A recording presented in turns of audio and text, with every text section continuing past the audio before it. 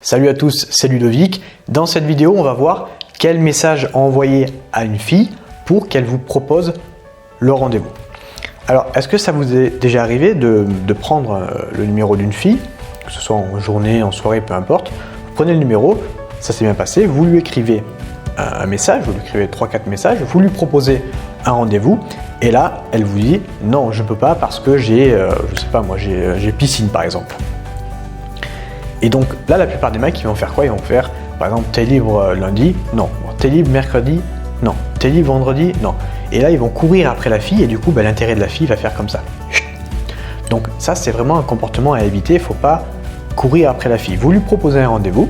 Si elle dit non et elle ne contre-propose pas, c'est qu'il y a deux possibilités.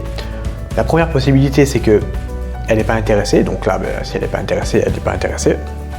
Vous ne pouvez pas trop changer grand-chose, surtout par message, et surtout si vous l'avez vu une fois en soirée ou une fois en journée, ça va être très compliqué. Ou alors, elle ne vous contre-propose pas parce qu'elle a tout simplement pas l'habitude de faire ça. Dans sa tête, elle s'est dit c'est à l'homme de faire le premier pas, donc elle n'a pas l'habitude de contre-proposer ou de faire des propositions, de faire le premier pas envers les mecs. Donc là, c'est à vous de la recadrer entre guillemets et de lui faire comprendre que vous lui avez proposé quelque chose, elle a dit non parce qu'elle avait quelque chose de prévu. Donc, ça va être à elle maintenant de vous proposer eh bien, une activité ou d'aller prendre un verre. Je vous mettrai la phrase que j'écris à côté. Vous lui dites par exemple écoute, je ne vais pas te courir après.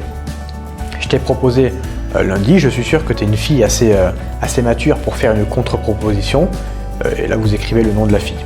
Et là, vous allez voir que vous allez vite voir si elle est vraiment intéressée. Donc là, si elle est vraiment intéressée, elle vous fera une contre-proposition parce que vous lui avez dit tout simplement que vous avez fait le premier pas, elle a dit non parce qu'elle avait quelque chose de prévu, c'est à elle maintenant de faire le premier pas, c'est à elle de vous proposer quelque chose et vous allez vite voir si elle est intéressée ou pas. Si elle vous propose rien, ça veut dire que là, elle n'est pas intéressée.